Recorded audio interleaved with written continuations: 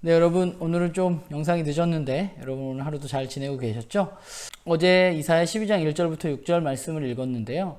12장 1절에서 6절 말씀은 11장에 얘기한 그날이 왔을 때, 그러면 우리는 그때 어떤 일들을 할 수 있을까라는 것에 대한 이야기인 것 같아요.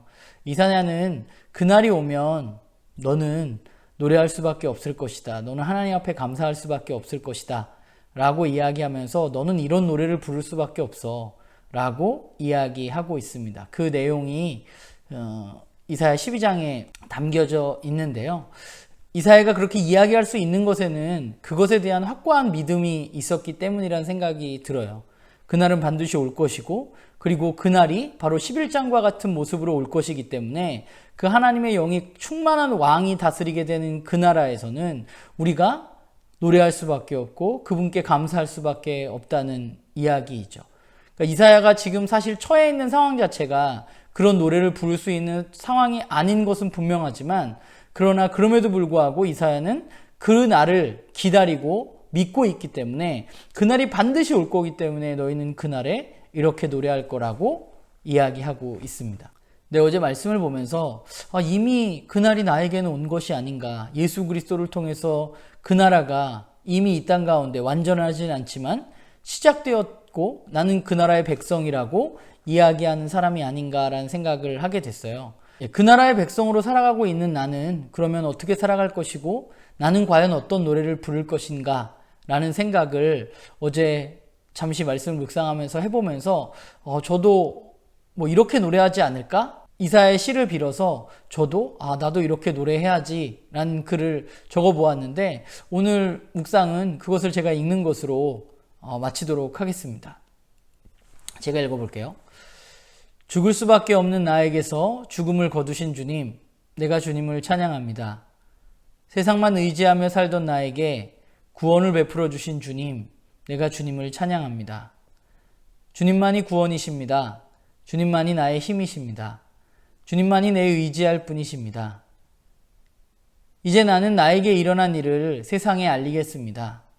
세상아 보아라, 사자와 어린 양이 뛰노는 광경을. 세상아 보아라, 독사와 어린아이가 함께 노는 광경을. 세상아 보아라, 정의와 공의가 가득한 세상을. 이제 모두 소리 높여라. 만군의 주 되신 그분을 찬양하여라. 여러분들은 어떤 노래를 부르시겠습니까? 여러분들도 그 나라의 백성으로 하나님 앞에 함께 노래하는 그런 우리 모두가 되기를 바랍니다.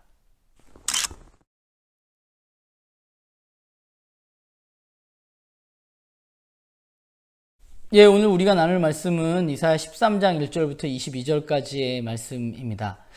사실 이사야가 1장부터 12장까지가 첫 번째 큰 단락이 끝나는 것입니다. 그리고 13장부터 23장까지가 두 번째 단락인데, 첫 번째 단락에서는 이스라엘에 대한 심판과 회복에 대해서 이사야가 이야기했다면 13장부터 23장까지는 이 두 번째 단락에서는 이스라엘이 아닌 이스라엘 주변의 이방 나라들에 대한 하나님의 심판 메시지가 기록되어져 있습니다. 그래서 이 13장부터 23장에 총 10개국의 심판에 대한 메시지가 기록되어져 있습니다.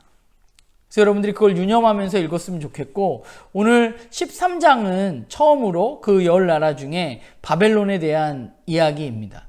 사실은 이사야를 지금까지 12장까지 읽으면서 우리는 아시리아가 강대국이라고 지금 이야기하고 있었잖아요. 그리고 이사야가 주전 8세기에 활동했기 때문에 사실은 이사야 당시에는 아시리아가 가장 강력한 제국이었습니다. 그런데 이 열방에 대한 심판을 이야기하면서 13장에 바벨론부터 이야기하고 있는 것이죠. 아마 그것은 성경 가운데 하나님에 대항하는 제국들의 표본 같은 것이 바벨론이기 때문이 아닌가라는 생각을 하게 됩니다.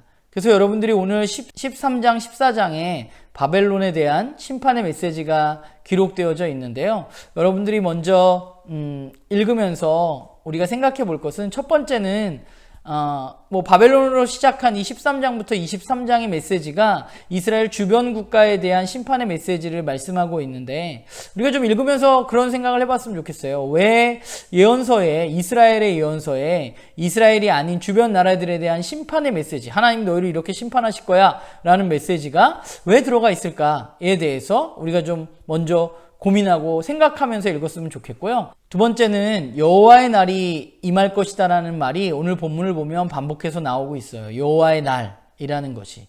그러면 여호와의 날에 오늘 본문을 살펴보면 하나님께서 바벨론을 심판하시겠다고 말씀을 하시는데, 그 심판의 모습은 어떠한지에 대해서 우리가 좀 살펴보았으면 좋겠고요. 그리고 또 한 가지는 하나님이 왜 그러면 바벨론을 심판하려고 하시는지에 대해서도 우리가 오늘 본문을 보면서 살펴보았으면 좋겠습니다.